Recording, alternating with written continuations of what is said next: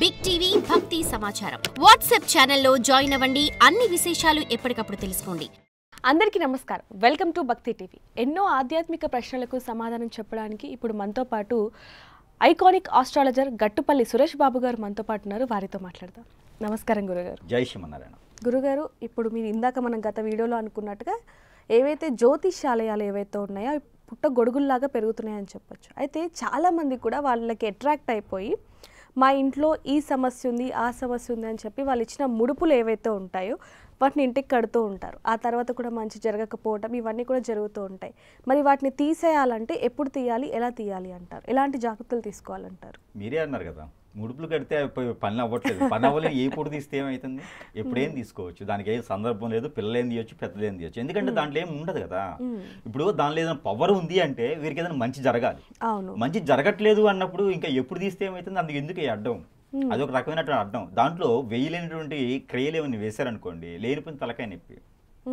దాంట్లో ఏదో బూడితో మట్టి మశానం కలిపేసి వీరి ఆదాయం కోసం ఏదో గురువుగారు నమ్మారు, గురువుగారిని జనాలు నమ్మారు కదని చెప్పి ఏదో ఇచ్చేస్తూ ఉంటాడు. ఇచ్చేసిన తర్వాత ఇంటికి కడతారు. ఇంటికి కట్టగానే అశుభంగా ఏర్పడింది. శుభం తర్వాత దేవుడు ఎరుగు. అశుభాలు ఏర్పడతాయి, గండాలు ఏర్పడతాయి, ఉపయోగం ఉండదు. అవి ఏ సందర్భమైనా ఎప్పుడైనా తీసేయచ్చు, ఇబ్బంది ఏం లేదు. ఇంటికి ముఖ్యంగా కట్టుకోవాల్సింది గుమ్మడికాయ. ఇంటికి గుమ్మడికాయ కట్టుకోవాలి, కొబ్బరికాయ కట్టుకోవచ్చు, ఇంకా అంతమించి కావాలంటే పట్టికి కట్టుకోవచ్చు. ఇవి ముఖ్యమైనవి. ఇక ఈ మధ్యన చూస్తే గణపతిని పెడుతున్నారు, దిష్టి గణపతి అని. గణపతిని ఎవరైనా పూజించమని చెప్తారు. దిష్టి గణపతి ఏంటంటే వాళ్ళ బొంద. అలాగే మనం కోతి ఫోటోని, కోతి మనము దేవుడితో కొలుస్తూ ఉంటాం. కోతి కొట్టడానికి కూడా మనం ఆలోచిస్తాం. హనుమాన్ అనేది అది వేరే కథ అండి. కోతి హనుమాన్ కాదు, హనుమాన్ కోతి కాదు, అది వేరే కథ. అయితే కోతి రూపంగా ఉండేటువంటి వ్యక్తి అనమాట హనుమాను. హనుమాను ఒక ఆధారంతో పుట్టినటువంటి వ్యక్తి కోతి. అంతేగాని కోతి హనుమాన్ కాదు. ఆయన వేరు, ఈయన వేరు. కోతి హనుమానికి రూపం లేదు. హనుమాను వాయుపుత్రుడు. అవును. అంటే ఆయనకి చర్మం ఉండదు. మనం చూడటం కోసం చర్మం ఏర్పరిచారు. అతనిది వేరే, అసలు కథ వేరే అవుతుంది. అయితే కోతి అనేది వేరు. ఇప్పుడు ఎవరైనా ఇప్పుడు మనకి ఆ శివ భగవానుడు ఉన్నాడు.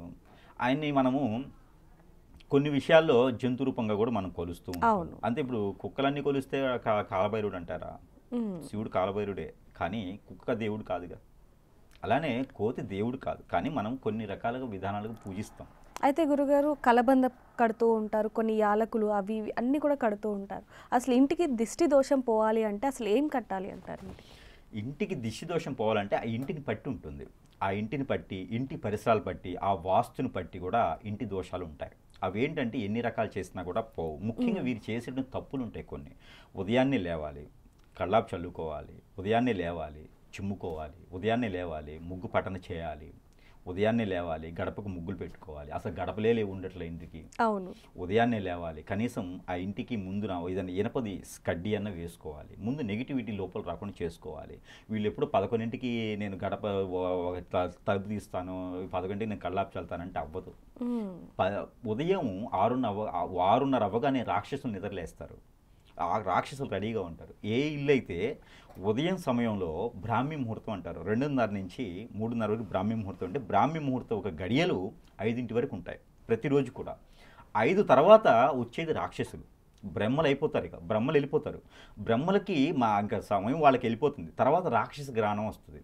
ఆ రాక్షసులు వచ్చినప్పుడు మనం తలుపులు తీస్తాం, ఆహ్వానిస్తాం లోపలికి. ఇంట్లో నెగిటివిటీ వస్తుంది. కొట్టుకుంటాం, తిట్టుకుంటాం, అశాంతి, ప్రశాంతత ఉండదు, నిద్ర పట్టదు. ఇంకన్నీ వీళ్ళే ఉంటారు కదా. రాక్షసులు ఏం చేస్తారంటే, నువ్వు పోయి మీ ఆవిడని కొట్టు అని చెప్తుంది. వాళ్ళ ఆవిడ ఏం చేస్తారంటే అట్లగడ కాల్చు చీపురితో కొట్టు అని చెప్తుంది. అలానే ఇంకా రాక్షసులు వాళ్ళు ఆనందపడతారు. మనలో చికాకులు కల్పించి వాళ్ళు ఆనందపడతారు.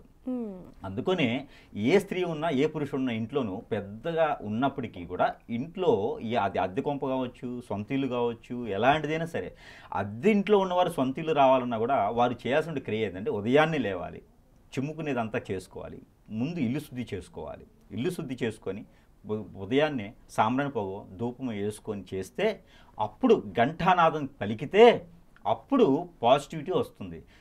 దిష్టి దోషాలు, నరదిష్టి, ఇంటికి దోషము అట్లాంటివి ఏమి రావు. ఆర్థిక పరంగా ఎదుగుతారు, అన్ని రకాలు బాగుంటుంది. అష్టైశ్వర్యాలు కూడా వీరింటికి తొలదూగుతాయి. కాబట్టి ఉదయాన్నే లేచి బయట ముగ్గేసుకోవడం, చిమ్ముకోవడము, గొబ్బెమ్మలు పెట్టుకోవడము, ఏదో ఒక రకంగా అయితే పాజిటివిటీ అయ్యేలాగా వారి ఇంటి ఆచారం ఎలా ఉందో, వారి పెద్దవారు ఏం చెప్పారో ఆ విధంగా చేసుకుంటే సరిపోతుంది. కానీ రాక్షసులను ఆహ్వానించకూడదు. మనం 9ంటికి లేవటం, 10ంటికి బ్రష్ చేసుకోవడం, 10:30కి తలుపులు తీయటం. ఏంటి ఇంట్లో కరెక్ట్ చెప్తున్నారు మీరు చేస్తారంటే అంటే ఇప్పుడు ఉన్నటువంటి సందర్భం అయితే అదే ఉంది. 10:30కి నేను అపాయింట్మెంట్ ఇస్తే వాళ్ళు గురువు గారు ఫోన్ చేసి వాయిస్ చేంజ్ అయ్యింది. ఏంటండి అంటే ఇప్పుడు నిద్రలేసాను, లేవగానే నాకే ఫోన్ చేశారమ్మా, మీరంతా అయిపోయిన తర్వాత చేయండి, మధ్యాహ్నం చేయండి అని చెప్తాను. ఇక మరి అట్లానే ఏది కూడా మనం చేసుకున్న దాన్ని బట్టి ఉంటుంది. దిష్టి దోషాలు రావడానికి కారణం ముఖ్యంగా మనమే. ఇవన్నీ చేసుకుంటే దిష్టి దోషాలు ఇంటికి రావు, ఒంటికి రావు, ఏమి రావు. ఇకపోతే మీరు అన్నారు ఇలాచీలు కట్టుకుంటారు అని, ఇలాచీలు కట్టుకోవచ్చు, లవంగాలు కట్టుకోవచ్చు, అది ఇంటిలి చిట్కా అని చెప్పేసి అని ఉంటుందన్నమాట. అవన్నీ కట్టుకోవచ్చు, ఇబ్బంది ఏం లేదు. కానీ ముడుపులు లాంటి ఏదో ఆకులు లాంటి ఏదో తీసుకొచ్చారో, ఏదో గురువుగారు ఇచ్చారు, అది ముళ్ళు పెట్టారు, అవన్నీ అయితే అది నాకు తెలిసినంత వరకు అయితే అవసరం లేదు. అలానే గణపతి ఏదైతే దిష్టి గణపతి అంటారో అది పెట్టకూడదు. గణపతిని మనం పూజిస్తూ ఉంటాం. ఏ అవతారంతో ఉన్నా గణపతిని పూజించాలి, అంతేగాని తీసుకొచ్చి గడపగా తగిలించుకుంటా అంటే అవ్వదు. దానివల్ల మనకి ఖచ్చితంగా దిష్టి దోషాలు ఉంటుంది. దానివల్ల మనకి ఖచ్చితంగా ఇబ్బంది పడేదే ఉంటుంది. పిల్లల్లో ఆశాంతి లేకుండా ఉంటుంది, పిల్లల్లో చదువు రాదు. అలాంటివి చేయకండి, అవి చాలా తప్పు, చేయకూడదు. ఎవడన్నా గురువు ఇచ్చాడంటే తీసుకుపోయి వాడిని ఎత్తున పడేయండి, లేదా వాడి మెడకు కట్టండి, అంతేగాని అలాంటి చేయకండి. ఇంటికి సంబంధించి కూడా చాలా విషయాలు మాతో పంచుకున్నారు. ధన్యవాదాలు గురుగారు. For more videos like this, subscribe Big TV channel.